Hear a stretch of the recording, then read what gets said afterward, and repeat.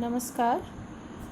मैं Vinay Sharma, lecturer English, government वरिष्ठ Upadhyay Sanskrit school Alwar, आज एक बार फिर से आप सभी का अपने इस वीडियो में बहुत बहुत स्वागत करती हूँ। आज हम कक्षा 12 के अंग्रेज़ी साहित्य की पुस्तक कैलाइडोस्कोप में पोएम सेक्शंस में कमला दास द्वारा लिखी गई कविता ब्लड का तीसरा भाग समझेंगे। इससे पहले के 2 वीडियोस में मैं आपको कविता की कुछ पंक्तियाँ समझा चुकी हूँ, जिसमें हमने ये जाना है कि कमला दास किस तरह से अपनी परदादी को बहुत प्यार करती हैं। जिस समय की बात वो बता रही हैं उस समय वो एक बच्ची हैं और उनकी परदादी अपने राजसी परिवार के बारे में, राजसी घर के बारे में, अपने इस घर से उनके बहुत अधिक लगाव के बारे में कमला दास को बताती हैं।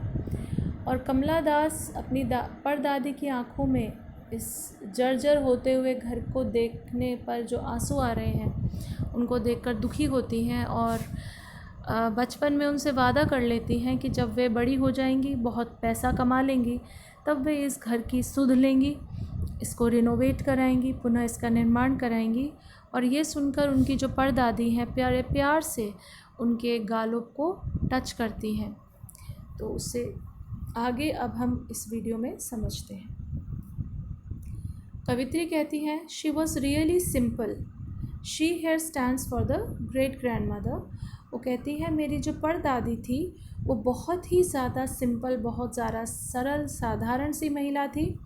Fade on God for years. अब आप देखिए कितना सुंदर उन्होंने उपयोग किया है इस शब्द का।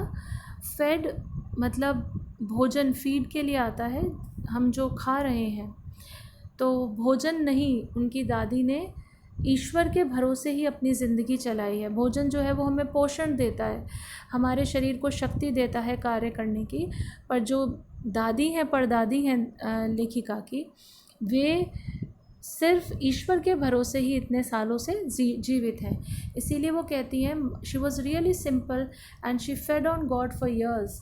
इतने सालों से वो भगवान के भरोसे ही जी रही हैं, उन्हीं के आसरे जी रही हैं। ऑल हर फीस्ट्स वर मोनोटोनस। फीस्ट्स जो भोजन होता है जिसमें कि कई प्रकार के व्यंजन परोसे जाते हैं शादी समारोह में, उसको फीस्ट कहते हैं।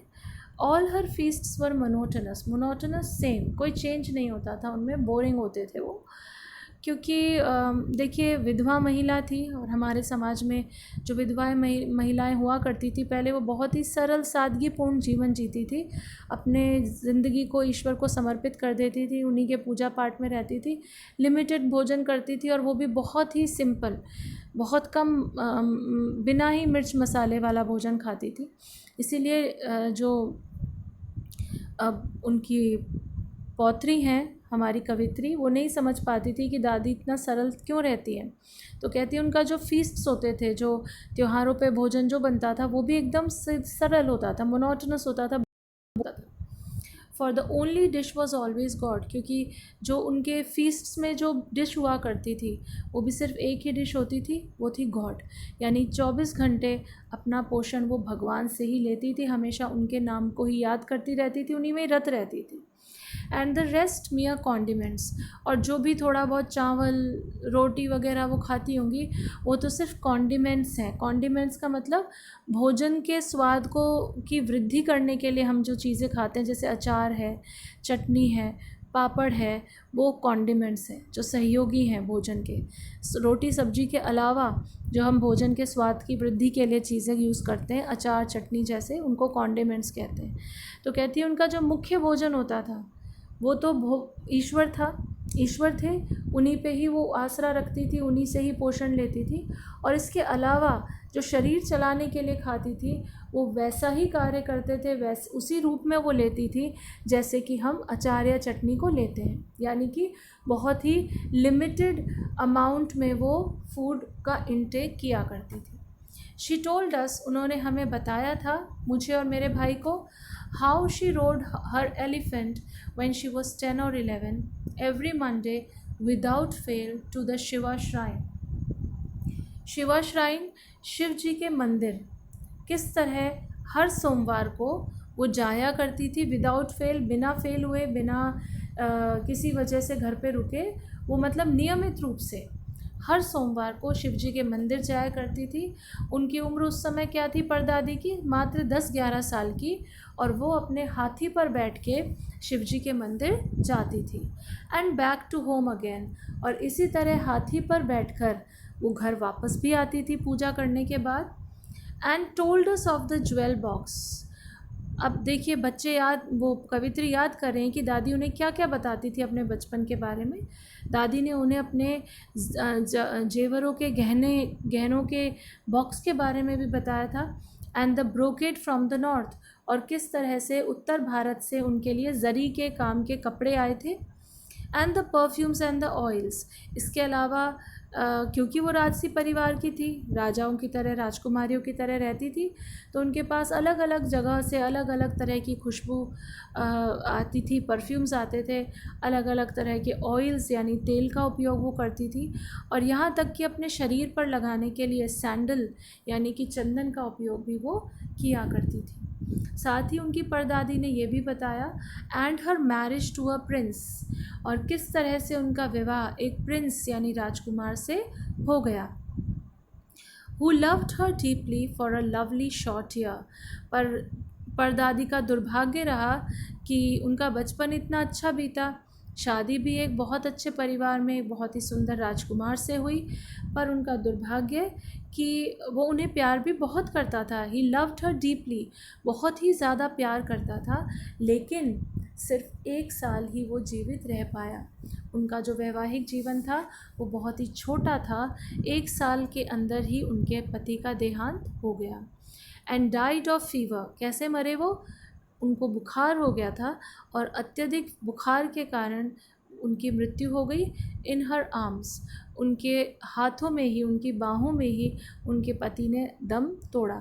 तो आप सोच सकते हैं कि कितना दुख उनकी परदादी को हुआ होगा। नवविवाहित थी और उनके हाथों में उनके पति ने अंतिम सांस ली, तो कितना दुखी वो हुई होंगी। She told us. लेखिका कहती है उन्होंने सब हमें बताया था। साथ ही उन्होंने हमें ये भी बताया that we had the oldest blood, my brother and she and I. वो कहती हैं कि मैं, तुम और तुम्हारा भाई, हम तीनों की रगों में सबसे पुराना, सबसे राजसी खून बहता है। The oldest blood in the world.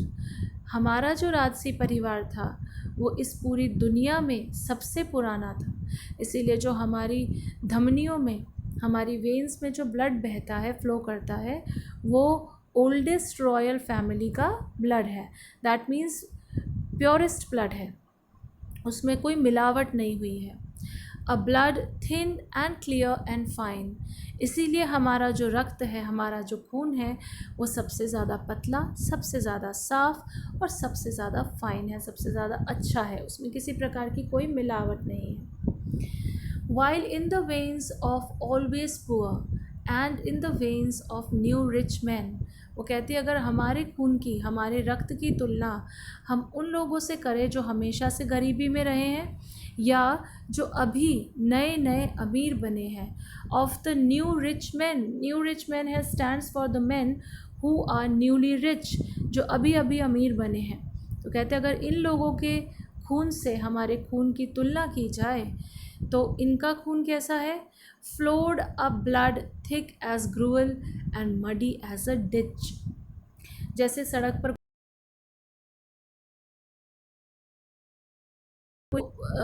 ऐसा ही उनका ब्लड होता है।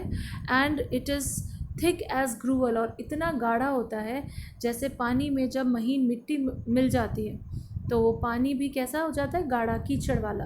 तो जो इन लोगों का ब्लड है, of the poor who have always lived in poverty and those people who were poor once but now they are rich.